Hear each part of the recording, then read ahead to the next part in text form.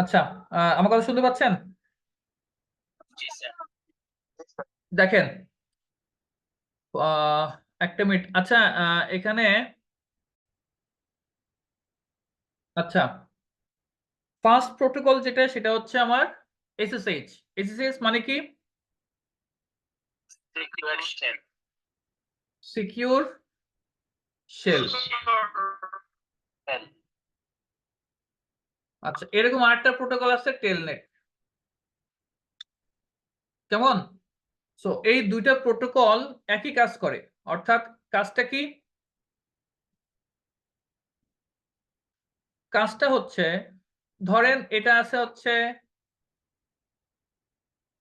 চিটাগাঙে, এই রাউটারটা আছে ঢাকাতে। কেমন? আপনি এই ঢাকার রাউটারের সাথে এনিহাউ কানেক্টেড।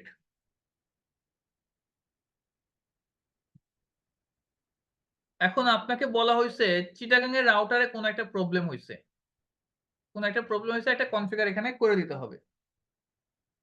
তাহলে সেক্ষেত্রে আমরা কি করব? তাহলে আমি আছি ঢাকাতে, তাহলে আমি ঢাকা থেকে চিটাগাং এ যে কাজ করতে হবে, ওই রাউটারে চিটাগাং এ যাব, তারপরে আমি আমার ডাটা সেন্টারে ঢুকবো, ঢুকে ওই রাউটারটাতে কাজ করব। এইভাবে না করে আমরা কি করতে পারি? রিমোটলি কাজ করতে পারি। অর্থাৎ আমি আমার ঢাকার বাসাতে ল্যাপটপে বসে এই চিটাগাং এর রাউটারে ঢুকে কাজ করতে পারবো। তো অর্থাৎ আমি কি করতেছি?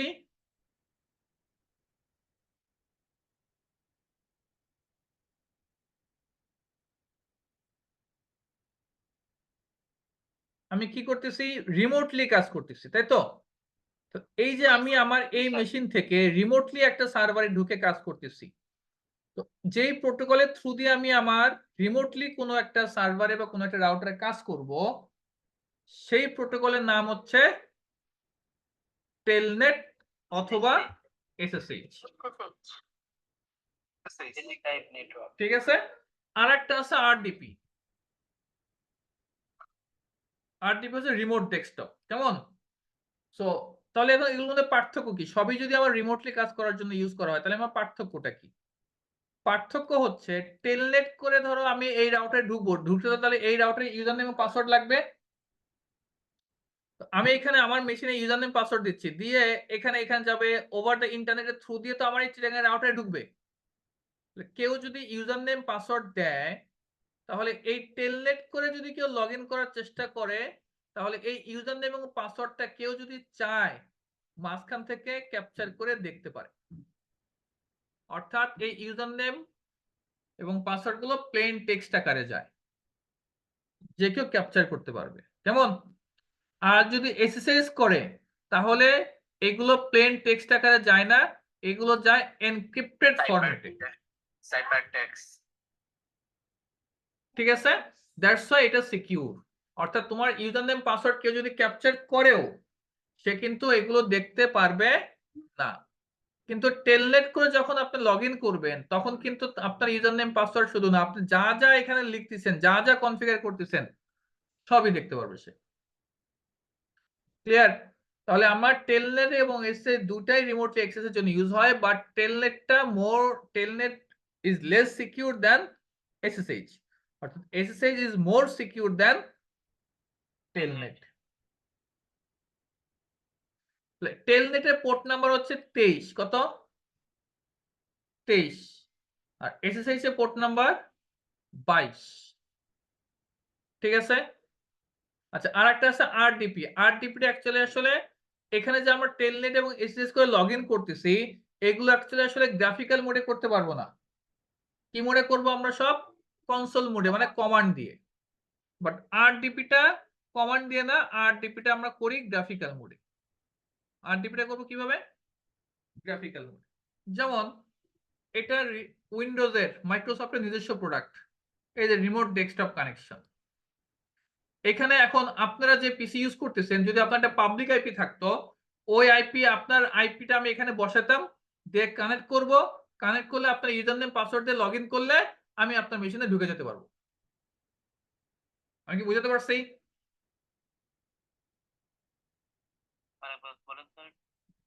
স্যার টিম ভিউয়ার অথবা হচ্ছে এনএডিক্স এরকম। হ্যাঁ, টিম ভিউয়ার এনিডেক্স একই জিনিস, ঠিক আছে।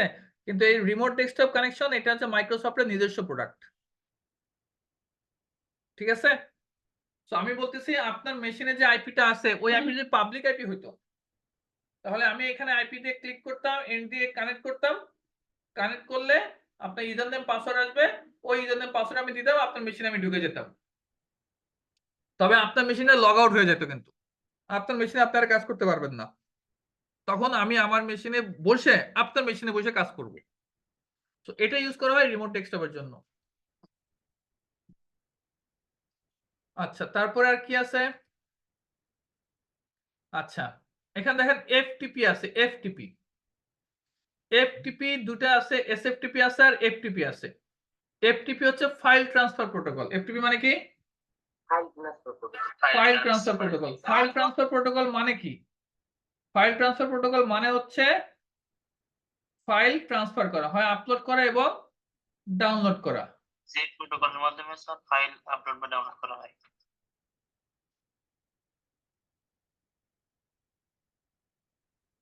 কি ব্যাপার, অনেকে লিখছে আজকে ক্লাস হবে না, কি আশ্চর্য।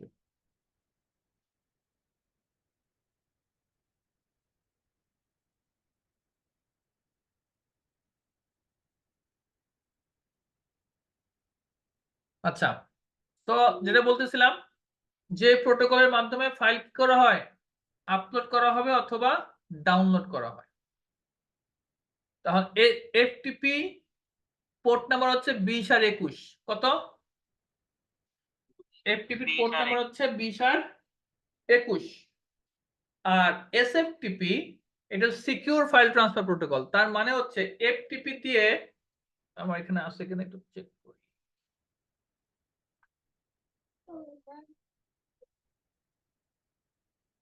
আপনারা একটা ফাইল জিলা যারা ওয়েবের কাজ করেন তারা তো এটা মনে হয় জানার কথা।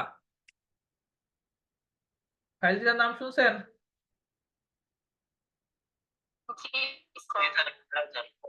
তো ফাইল জিলা দিলে আমরা দিয়ে যখন আমরা কোনো ফাইল আপলোড বা ডাউনলোড করি, সেক্ষেত্রে কিন্তু আমার ইউজার নেম পাসওয়ার্ড চাই। সো এই যে আমার যে ইউজার নেম পাসওয়ার্ড চাচ্ছে, আমি যখন ইউজার নেম পাসওয়ার্ড দিচ্ছি, এই ইউজার নেম পাসওয়ার্ড গুলো কিন্তু প্লেন টেক্সট আকারে যাবে। কেউ যদি এই ইউজার নেম পাসওয়ার্ড ক্যাপচার করে, সে ক্যাপচার করতে পারবে। বুঝতে পারছেন? কিন্তু এসএফ, হ্যাঁ, কিভাবে স্যার ক্যাপচার করতে হয়? ক্যাপচার করার অনেক ওয়ে আছে। আমরা ওয়ার শার্ক দিয়েও ক্যাপচার করতে পারি, যে সেগুলো আমরা দেখাবো যখন আমরা প্র্যাকটিক্যাল করব, টেলনেট কনফিগার করব, এইচএসএস কনফিগার করব, তখন আমরা এগুলো প্র্যাকটিক্যাল দেখব। কেমন? কোনো সমস্যা নাই। এফটিপি সার্ভার ইউজ করা নাকি মানে অবৈধ, এরকম মাঝে কি একটা শুনছিলাম, আসলে এই বিষয়ে ধারণা নাই স্যার, এটা কি সঠিক স্যার? না, কোনো অবৈধ না। তোমার এফটিপি সার্ভার থাকতেই পারে যেখানে তোমার সফটওয়্যার থাকবে, অডিও ফাইল থাকবে, বিভিন্ন ডকুমেন্ট থাকবে, বিভিন্ন ভিডিও থাকবে। আইএসপি এন্ডের যারা আছে তারা তাদের এফটিপি সার্ভার অবশ্যই ইউজ করতে হয়। ভাইরাস, ভাইরাস, যাই হোক, এটা আমরা পরে দেখবো, সমস্যা নেই।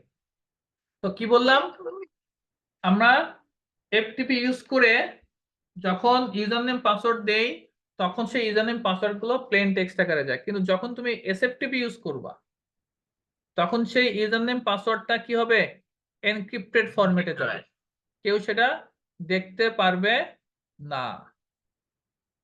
এই তো ঠিকই আছে, হলো না কেন?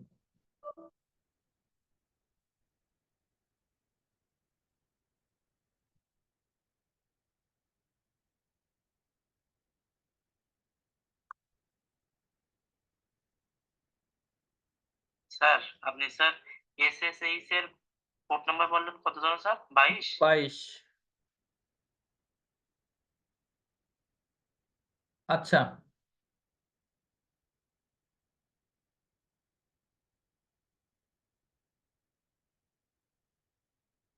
যাক, এটা হচ্ছে না কোনো কারণে।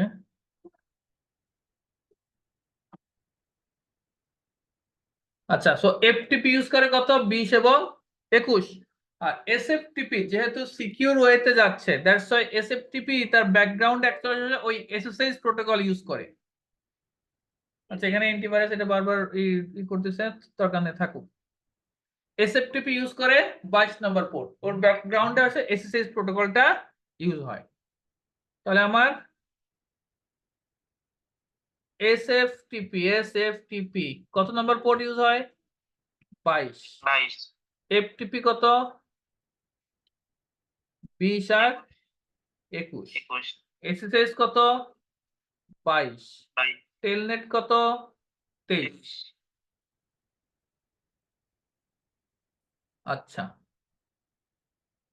আর কি আছে আমার? আরডিপি, যে আরডিপির কথা বলছিলাম, আরডিপি কত? 33 49। ঠিক আছে, এটা বলেন। প্রসেসর এসএসএইচ 21 দেওয়া আছে, ওটা কি ভুল? হ্যাঁ, ওখানে তো বলছে যে আমার কোনটা কোনটা ভুল আছে সেগুলো বের করতে হবে।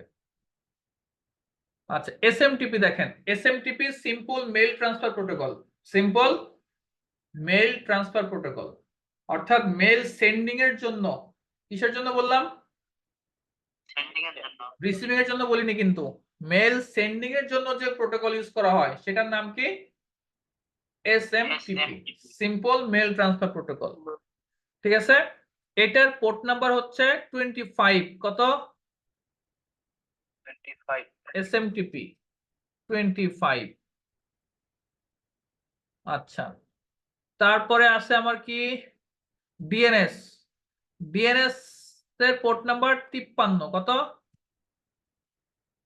53। ডিএনএস কেন, কি কাজ ইউজ করে? আইপি থেকে নাম, নাম থেকে আইপি তে কনভার্ট করার কাজ করে।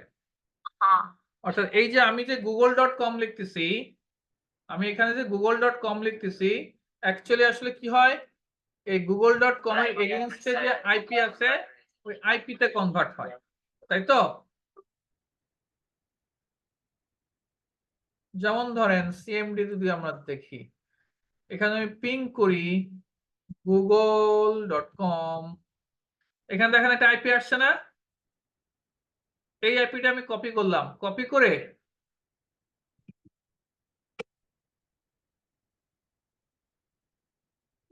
এটা কেটে দিলাম, পেস্ট করলাম, দেন এন্টার দিলাম। দেখো আমার কি আসছে? গুগলে আসছে। সো এই যে google.com, এটা দিলে কি হয়, অ্যাকচুয়ালি আসলে ব্যাকগ্রাউন্ডে সে আইপি তে কনভার্ট হয়। আবার যখন ওই সার্ভার থেকে আসছে তখন ওই আইপি থেকে নামে কনভার্ট হচ্ছে। এই কাজটা কে করে? ডিএনএস করে। অর্থাৎ আমার এই মেশিনে ncpa.cpl,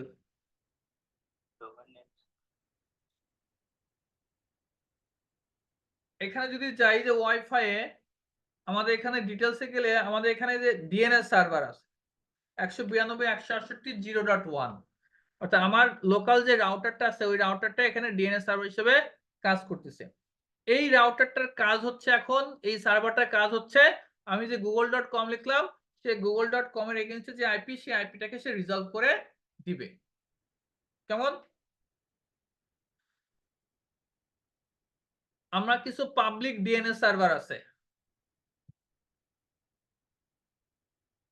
পাবলিক ডিএনএস সার্ভার, গুগলের একটা পাবলিক ডিএনএস সার্ভার আছে, সেটা আমরা মোটামুটি সবাই কম বেশি জানি। সেটা কত? 8.8.8.8। আর একটা আছে 8.8.4.4। এটা হচ্ছে প্রাইমারি, এটা হচ্ছে সেকেন্ডারি।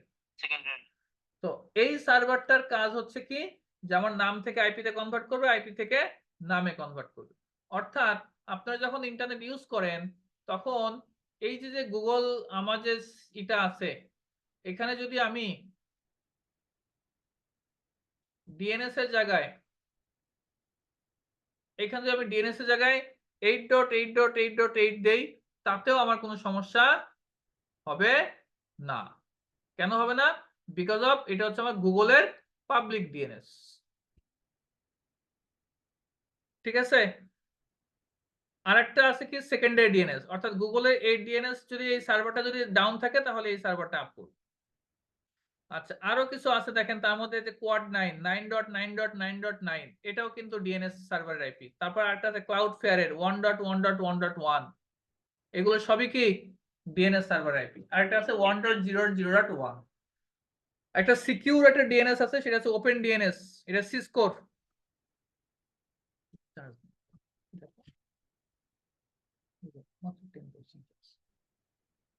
তো এই ওপেন ডিএনএস যদি আপনি আপনার মেশিনে বসান, তাহলে আপনার ছোট ভাই বোন যারা আছে তারা আনওয়ান্টেড কোনো ওয়েবসাইটে যেতে পারবে না।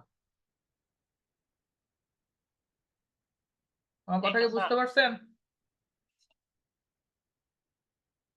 তো এগুলো সবই কি আমার ডিএনএস সার্ভার আইপি। আমরা তো নরমালি জানি শুধু এইটা, কিন্তু এগুলো সবই ডিএনএস সার্ভারের আইপি এবং সেগুলো সবই পাবলিক, ওপেন, সবাই এগুলো ব্যবহার করতে পারবে। আপনি ইচ্ছা করলে আপনার অর্গানাইজেশনের জন্য নিজস্ব ডিএনএস সার্ভার ইউজ করতে পারেন, সেটা ভিন্ন ইস্যু, সেটা পাবলিক না কিন্তু। তো DNS server IP, DNS server কত, পোর্ট নাম্বার কত, 53।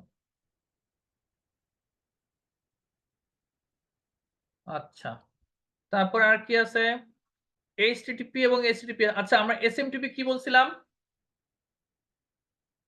Simple mail transfer protocol. Mail sending এর জন্য, তাই তো? আর মেল রিসিভিং এর জন্য আমাদের প্রোটোকল ইউজ করা হয়, সেটা হচ্ছে POP3 অথবা IMAP। POP3 অথবা IMAP, এটা 110 আর 143 মনে হয় পোর্ট নাম্বার, একটু দেখে নিন। 110 আর 143।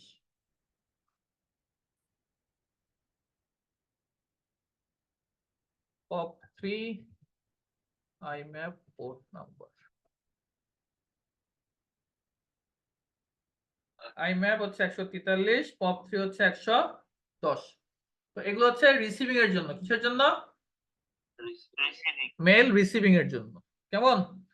তো IMAP এ আরো আছে এনক্রিপ্টেড, এই যে POP3 এ এই যে যেটা, সেটা হচ্ছে আমার আনএনক্রিপ্টেড ফরম্যাট, মানে কোনো সিকিউরিটি থাকবে না, কিন্তু এনক্রিপ্ট হবে না, এনক্রিপ্ট হবে না। এনক্রিপ্ট যদি করতে চান সেক্ষেত্রে IMAP করবেন এনক্রিপ্টের জন্য, তখন পোর্ট ইউজ করতে হবে 993 993। যদি আপনি আপনার মেলগুলো যে ডাউনলোড করতেছেন, যদি এনক্রিপ্ট করতে চান, যদি কেউ দেখতে যেন সেগুলো না বুঝতে পারে, এরকম যদি করতে চান, তাহলে পোর্ট কত ইউজ করতে হবে? 993। আচ্ছা, তারপরে আছে দেখেন এনটিপি। এনটিপি মানে হচ্ছে নেটওয়ার্ক টাইম প্রোটোকল। কি বললাম? এটা পোর্ট নাম্বারটা খুব সুন্দর, 123। নেটওয়ার্ক টাইম প্রোটোকল মানে হচ্ছে সেন্ট্রালাইজ ডিস্ট্রিবিউশন করে টাইম। ধরেন আপনার অর্গানাইজেশনে একটা সার্ভার আছে, এনটিপি সার্ভার, আর আপনার অর্গানাইজেশনে 1000টা মেশিন আছে। 1000টা মেশিন যদি সেম টাইমে, একই টাইম যদি সবার মেশিনে থাকতে হয়, বা আপনি দিতে চান, ডিস্ট্রিবিউট করতে চান, একই টাইম থাকবে সব মেশিনে, তখন আপনি একটা এনটিপি সার্ভার ইউজ করবেন। ওই এনটিপি সার্ভার থেকে সব জায়গায় একই টাইম প্রোভাইড করা হবে। যেমন আমাদের উইন্ডোজ মেশিনও এখানে আমাদের এনটিপি সার্ভার কিন্তু ইউজ করে। কারণ আপনার এই যে টাইমটা, এই টাইমটা কোথা থেকে পাচ্ছেন? কোন একটা সার্ভার থেকে পাচ্ছেন, তাই না? সেই সার্ভারটা কোথায় আছে? সেই সার্ভারটা কি actually?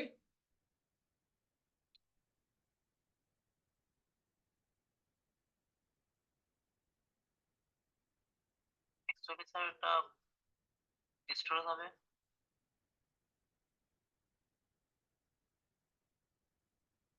Sir storage sir, server মানে তো স্টোরেজ,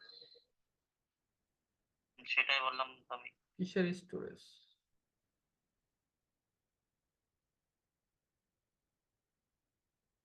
কই গেল?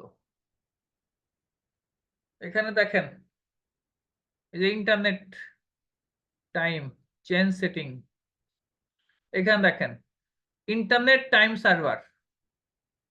এই যে আপনার time.windows.com, এখান থেকে আপনি আপনার টাইমটা নিচ্ছেন। এই মেশিন টাইম নিচ্ছে কোথা থেকে? time.windows.com, এই সার্ভার থেকে টাইমটা কিন্তু সে নিচ্ছে। আমার কথা বুঝতে পারছেন? অর্থাৎ যারাই আপনার যে সমস্ত মেশিনগুলো এটা সিলেক্ট করে দিবে, সবার মেশিনে একই টাইম পাবে। এখন আমার এই মেশিন 10:46 না, আপনার সার্ভার যদি এটা হয় আপনার মেশিনে এখন 10:46 PM বাজবে। আমার কথা কি ক্লিয়ার? 47। ওই 47 তো ওই যে আপডেট করলে ওটা ঠিক হয়ে যাবে। এই যে এখানে তো 10:47 পাচ্ছে। ঠিক আছে? সো সেম আসবে কিন্তু। যদি আপনি এটা দিতে চান, এটা দিলে তাহলে এই টাইম সার্ভার থেকে আসবে। আমরা যদি একটু দেখি, আচ্ছা এগুলো দেখাতে গেলে ডিটেইলস দেখাতে গেলে আসলে অনেক টাইমের ব্যাপার তো।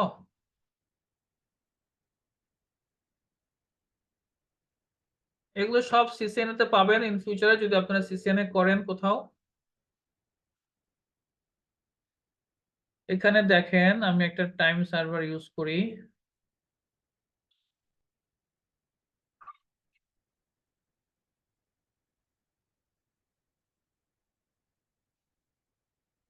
time.gov.bd মনে হয় একটা আছে, time.gov.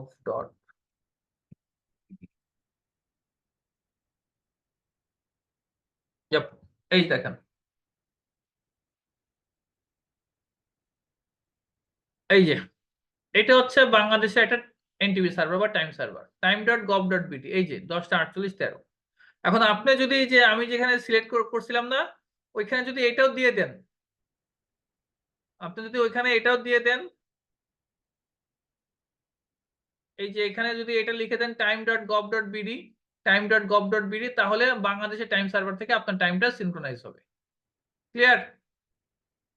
Yes sir. সো এটা পোর্ট নাম্বার কত? 123। লাস্ট আর দুটো আমরা পড়বো HTTP। এটা হচ্ছে HTTPS। HTTP এর পোর্ট নাম্বার কত? 80। আর এটার পোর্ট নাম্বার 443। এটা মানে কি? মানে হচ্ছে আমরা যে ফেসবুক ইউজ করি, তো ফেসবুক যখন আমরা ইউজ করি, এটা কি ইউজ করে? HTTP নাকি HTTPS? HTTPS. HTTP। HTTPS. S, এই দেখেন এই যে HTTPS দেখতে পাচ্ছেন? জি স্যার। কেন? কারণ হচ্ছে আমি যে এখানে ইউজার নেম পাসওয়ার্ড দিচ্ছি, এগুলো HTTPS যেহেতু ব্যবহার করতেছে, তার মানে আমার ইউজার নেম পাসওয়ার্ড বা আমি এখানে কারোর সাথে যাই চ্যাটিং করি না কেন, যা কিছু করতেছি না কেন, সবগুলো এনক্রিপ্টেড ফরম্যাটে যাচ্ছে। সব কিসের ফরম্যাটে যাচ্ছে? সব আমার এনক্রিপ্টেড ফরম্যাটে কিন্তু ডাটা পাস হবে। আর যদি আমার HTTP থাকতো এখানে, এখানে যদি আমার HTTP থাকতো, তাহলে সেক্ষেত্রে কি হতো? আমি যে ইউজার নেম পাসওয়ার্ড দিচ্ছি সেগুলো সব প্লেন টেক্সট আকারে যেত। আমাকে কিন্তু কি হতো? সবগুলো কেউ যদি ক্যাপচার করতে চায় ক্যাপচার করতে পারত। তার মানে হচ্ছে HTTP এর থ্রু দিয়ে যদি আমরা লগইন করি তাহলে সেটা প্লেন টেক্সট আকারে যায়, নন এনক্রিপ্টেড ফরম্যাটে যায়। আর যদি HTTPS এর মাধ্যমে করি তাহলে সেটা এনক্রিপ্টেড ফরম্যাটে যায় এবং সিকিউর ওয়েতে যায়। এই কারণে আপনার কোনো ফাইন্যান্সিয়াল কোনো ক্রেডেনশিয়াল যদি আপনি কোথাও দিতে হয়, অবশ্যই দেখে নিতে হবে সেটা HTTPS আছে কিনা। আপনার কোনো ক্রেডেনশিয়াল রিলেটেড কোনো কিছু, ইউজার নেম পাসওয়ার্ড রিলেটেড কোনো কিছু যদি দেন, তাহলে সেক্ষেত্রে অবশ্যই HTTPS রিলেটেড আছে কিনা সেটা আপনি চেক করে নেবেন।